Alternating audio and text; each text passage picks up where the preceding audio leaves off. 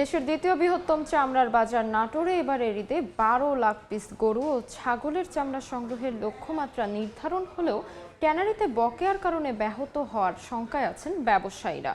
শহরের চক বৈদ্যনাথ এলাকায় ১.৫ শতাধিক চামড়ার আড়তের পুরাতন সমস্ত চামড়া ট্যানারিতে পাঠিয়ে দেওয়া হয়েছে। পশুর চামড়া সংরক্ষণের জন্য আড়তগুলোতে লবণ মজুত করা হয়েছে। ঈদের ৭ দিন পর থেকে চামড়া বেচাকেনার হাট চলবে টানা ১ মাস পর্যন্ত। হাটে ৩৩ জেলা থেকে ১২ লাখ পিস গরু ও ছাগলের লবণযুক্ত চামড়া সংগ্রহের লক্ষ্যমাত্রা নির্ধারণ করা হয়েছে। ২০১৮ সাল থেকে ২০২৪ সাল পর্যন্ত এই চামড়ার বাজারে ৭০ কোটি টাকা বকেয়া রেখেছেন ট্যানারি মালিকরা। আজ রাতের মধ্যে নতুন বকেয়া পরিশোধ হবে বলে জানান আড়তদাররা।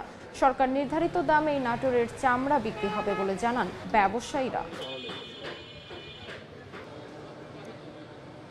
এই বছরে তেমন কোনো বাকি নেই, অল্প কিছু বাকি আছে, সেটা আশা করি আজকে আমরা পাওয়ার আশা আছে। সরকার বর্তমান যে চামড়ার মূল্য নির্ধারণ করেছে, আমি মনে করি চামড়া সরকারের ন্যায্য দামে বেচা কিনা হবে ইনশাআল্লাহ। ট্যানারি মালিকদের স্বতঃস্ফূর্তভাবে আছে তারাও কেনার জন্য প্রস্তুত রয়েছে। নাটোরে কোরবানির পশুর চামড়ার সংগ্রহের প্রস্তুতির আরও তথ্য জানতে এই মুহূর্তে শহরের চক বৈদ্যনাথ এলাকায় আছেন সহকর্মী আল মামুন। সরাসরি যাচ্ছি তার কাছে।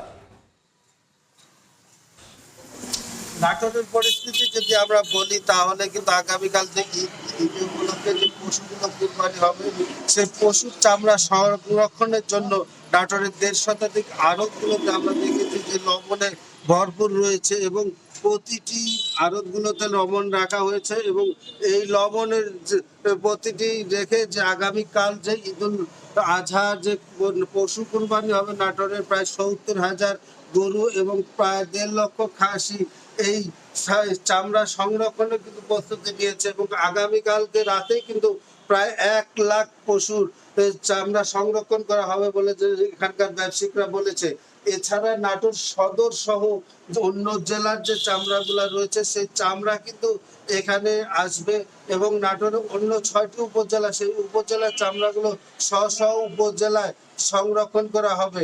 তবে একটি বিষয় যেটি আমরা বলেছি বা জেনেছি যে জেলার কিন্তু যে ৭৬২টি যে মাদ্রাসা রয়েছে সেই মাদ্রাসাতেও কিন্তু সংরক্ষণ করা হবে চামড়া এবং এই চামড়াগুলো সংরক্ষণের পর ঈদের ৭ দিন পর থেকে যে আগামী বুধবার সে বুধবারের হাটে নাটোরের পাশাপাশি অন্য উপজেলার পাশাপাশি ৩৩টি জেলার চামড়া কিন্তু এখানে আসবে এবং প্রায় ১২ লাখ গরু এবং ছাগলের চামড়া কিন্তু এখান থেকে বিক্রি শুরু হবে এবং আগামী বুধবার থেকে ট্যানারি মালিকরা আসবে।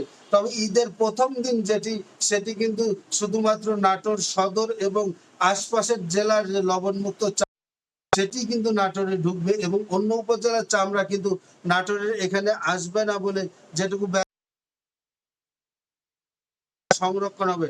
তবে ব্যবসায়িকরা যেটুকু বলছেন তারা কিন্তু যে চামড়াগুলো বিশেষ করে বিকেলের মধ্যে আনতে এবং ছাগলের কুরবানি হওয়া চামড়া সেটি কিন্তু আনতে বলা হয়েছে যে আপনার দুপুরের মধ্যে সেই চামড়াগুলো এখানে আনা হলে সেখানে আপনার এই দুপুরের মধ্যে আনতে পারলে এবং বিকেলের মধ্যে ছাগলের চামড়া আনতে পারলে সেটি কিন্তু সংরক্ষণ করা সহজ হবে এবং যেটি বলা হচ্ছে যে এই সংরক্ষণ করতে দ্রুত না পারলে এটি কিন্তু নষ্ট হয়ে যাবে এবং সেই বিপুল বৈদেশিক মুদ্রা অর্জনের যে সুযোগ রয়েছে সেটি কিন্তু সুযোগ পাবে না বলে যেটি বলেছেন এখানকার ব্যবসায়িকরা।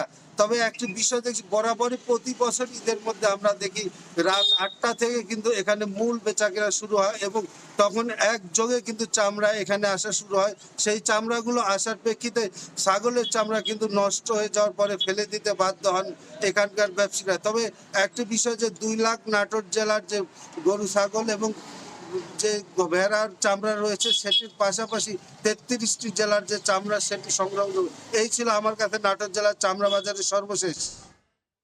নাটোর থেকে সরাসরি যুক্ত ছিলাম।